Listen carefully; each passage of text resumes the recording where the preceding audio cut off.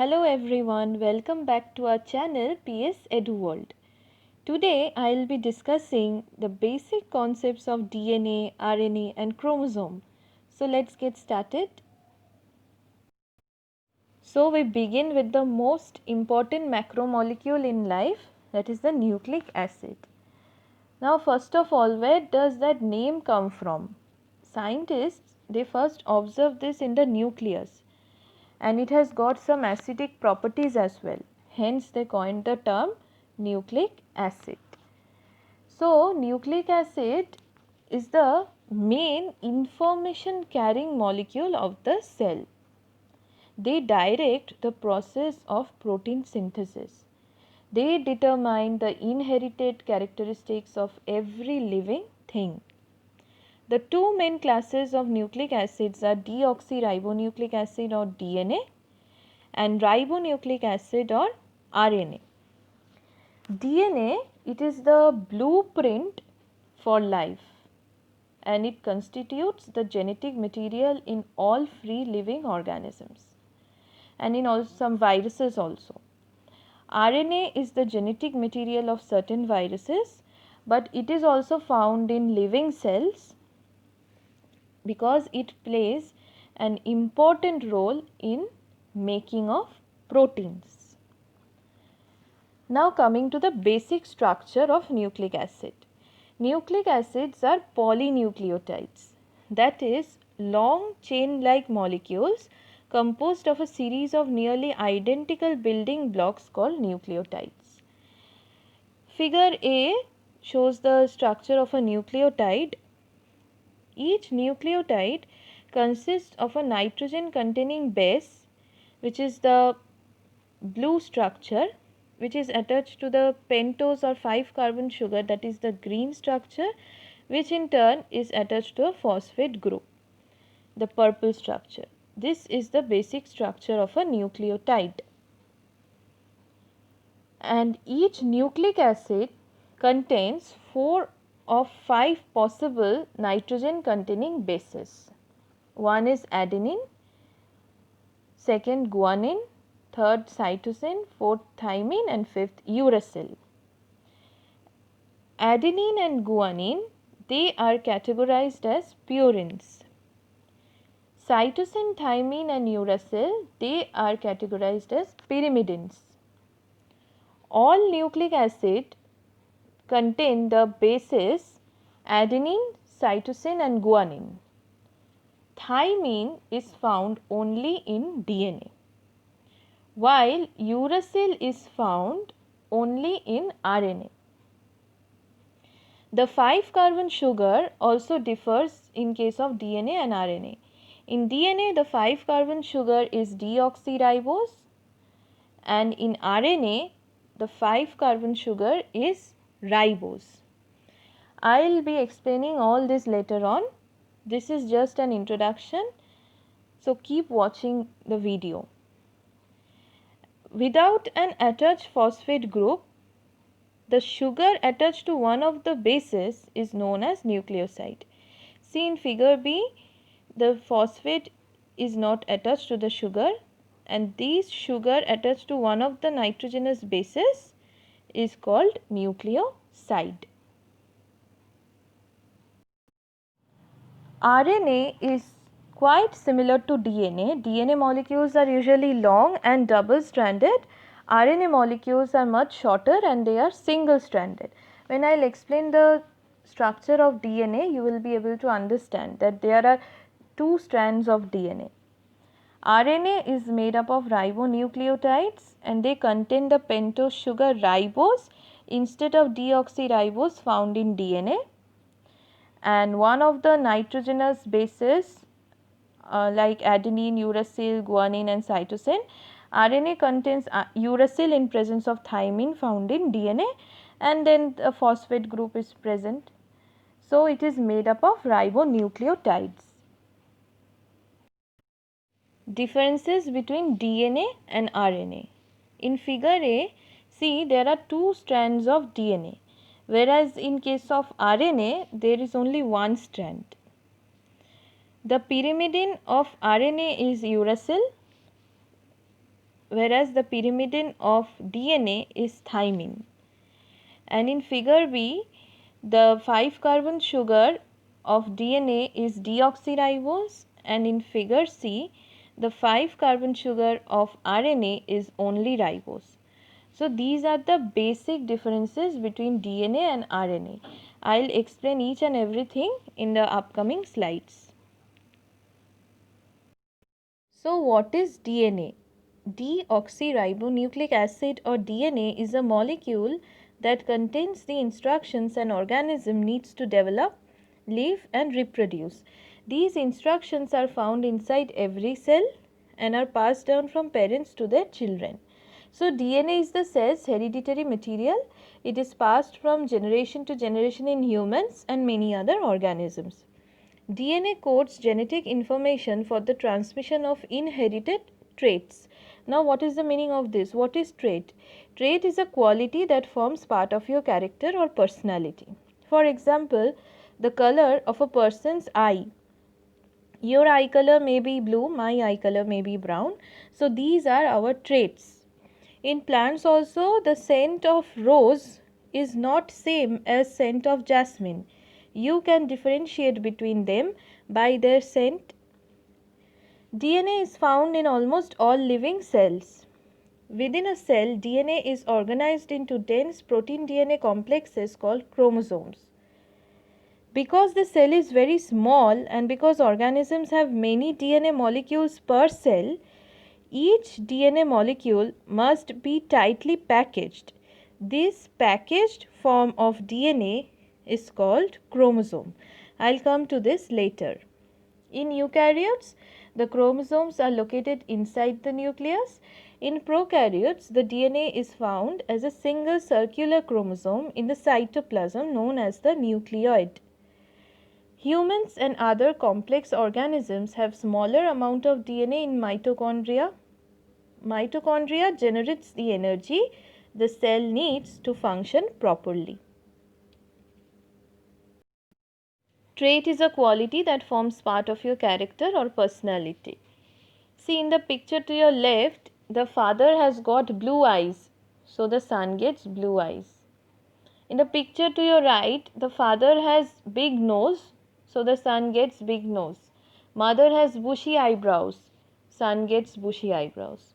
So these are transmitted from generation to generation.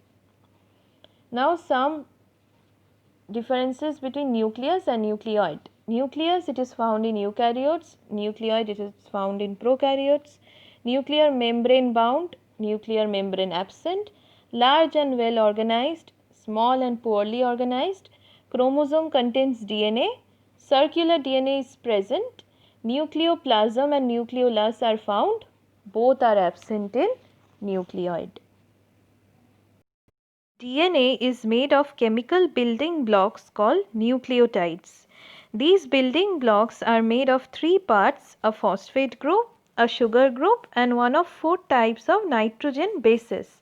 In the picture you can see this is the structure of a nucleotide containing the phosphate group, the sugar group and nitrogenous base. There are 4 nitrogenous bases, namely adenine, thymine, guanine and cytosine. And on the basis of these, we have 4 different types of nucleotides. The sugar present in nucleotides is deoxyribose sugar, which is a 5 carbon sugar. That is why DNA is called deoxyribonucleic acid. And why it is called nucleic acid? Because it was first discovered in cell's nucleus. So scientists name them as nucleic acid. So deoxyribonucleic acid. The phosphate group contains phosphorus ions. The 4 nitrogenous bases adenine, guanine, cytosine and thymine are organic molecules which have ringed structures. And on the basis of these structures, nucleotides are categorized into 2 groups: purines and pyrimidines. Pyrimidines contain cytosine and thymine as nitrogenous bases. In the picture, the purple colored single ringed structure is cytosine and the yellow colored single ring structure is thymine.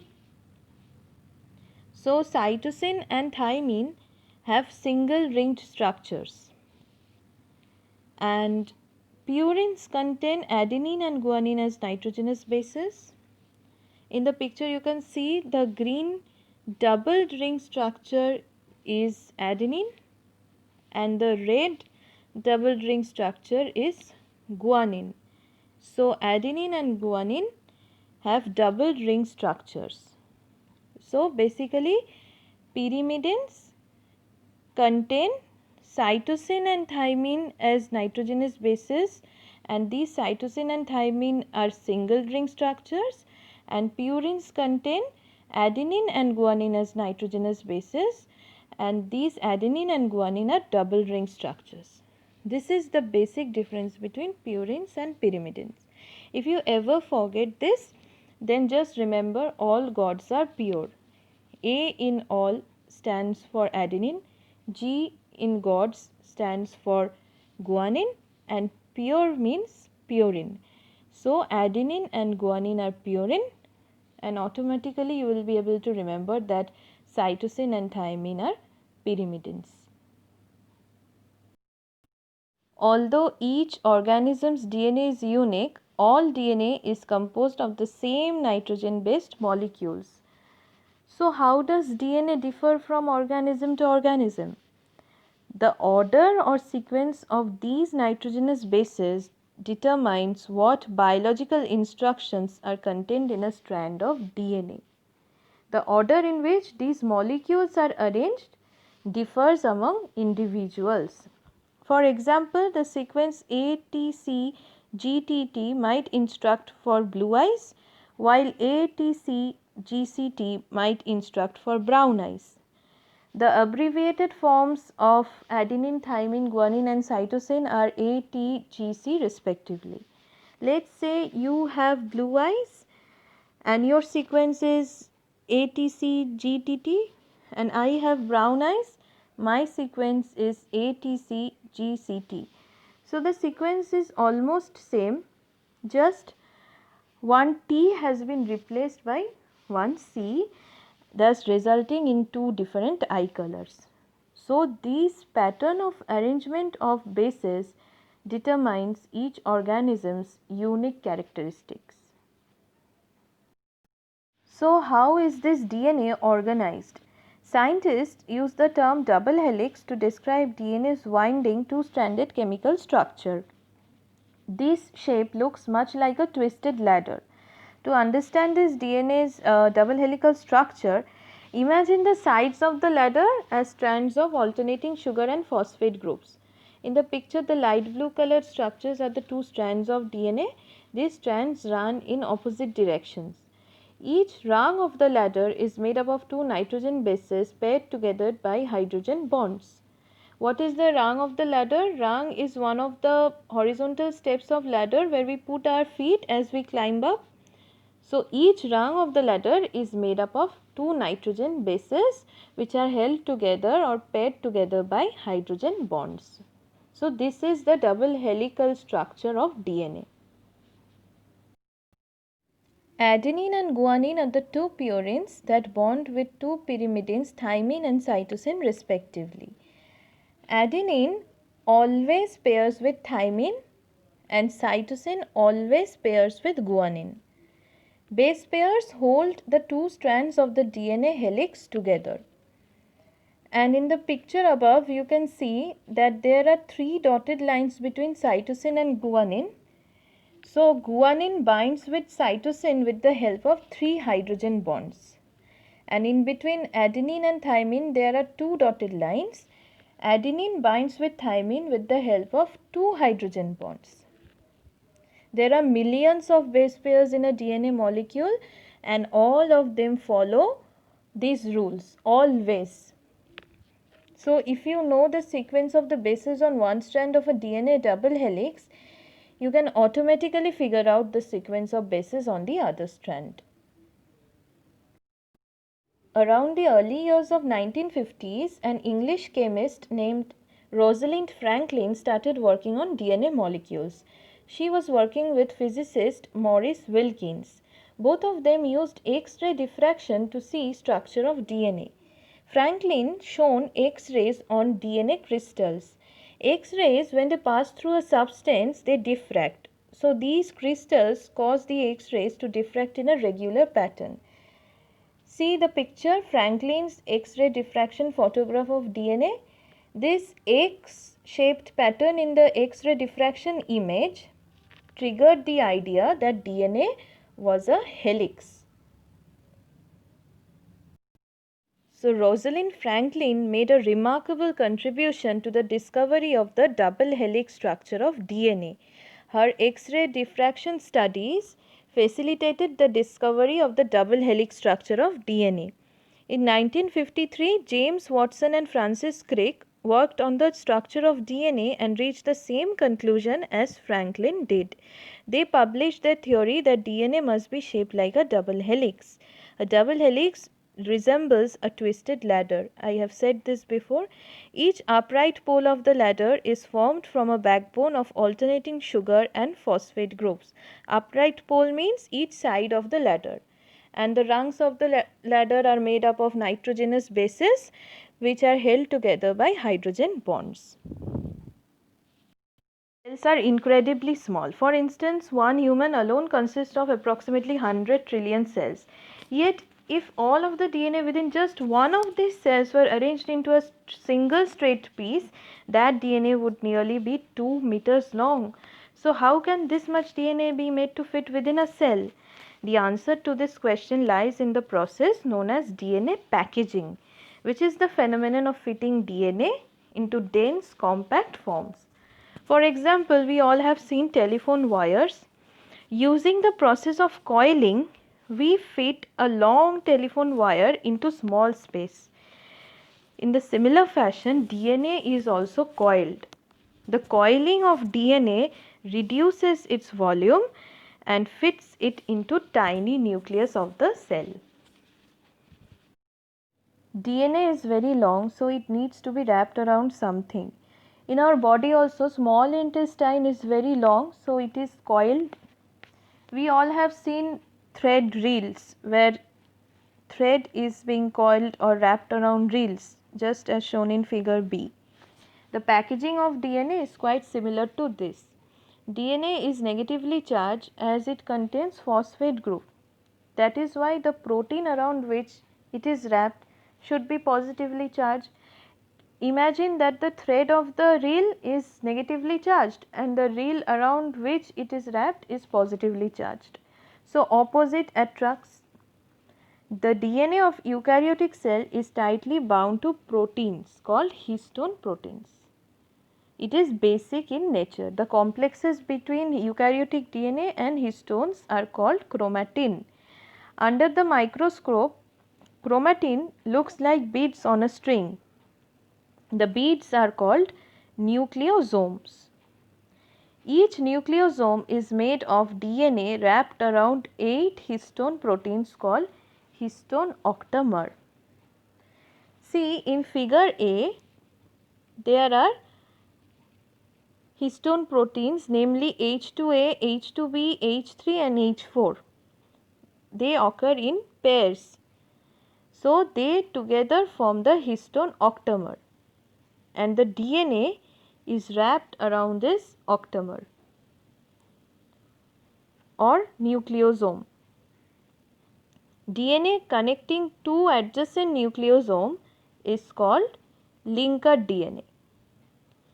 And there is one special kind of histone protein called H1, which you can see in figure C. This stabilizes the structure basically of the core and the DNA. So, H1 is not present in the core of histone. H2A, H2B, H3 and H4 are present, and in this way they are connected like a series and they appear as beads on a string. See in figure D, you can understand. And these chromatin, they further condenses to form chromosomes. Okay, these DNA and histone together are called chromatin, and they further condense to form chromosome. Now basic differences between chromatin, chromosome and chromatid. Chromatin is DNA plus histone when the DNA is not condensed and it appears as thread-like structures as shown in figure A. Chromosome, when DNA gets condensed at the time of cell division, it is called chromosome. We have 23 pairs of chromosome containing homologous pairs, one coming from mother and one from father. In figure C, the purple one says coming from father and the pink one is coming from mother. Chromatid. When cell divides, each chromosome makes its identical copy which is attached at the point of centromere. See, this purple has made its identical copy and the pink also has made its identical copy, and they are attached at a point called centromere as shown in figure B. Now these chromosomes contain two copies, each copy is called chromatid and the two chromatids are called sister chromatids. In figure C, see these two chromatids together, these are called sister chromatids. When the cell will divide, each of the new cell will get one copy of chromatid and this chromatid will act as chromosome itself in the new cell. So in figure C, the cell is dividing and the cell is getting one copy of chromatid, one purple one and one pink one. Now this will act as chromosome itself in the new cell. Now some additional information for you. Kinetochore, it is a disc-shaped protein structure associated with duplicated chromatids in eukaryotic cells. When the spindle fibers attach during cell division to pull sister chromatids apart. Chromonemata are threads constituting the chromosome.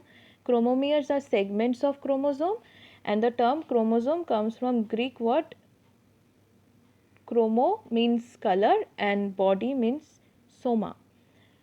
Scientists gave this name to chromosome because they are cell structures or bodies that are strongly stained by some colorful dyes used in research. So the lecture ends here. Hope you liked the video. If you have any doubt, then do let me know in the comment section below. Till then, take care. Bye bye.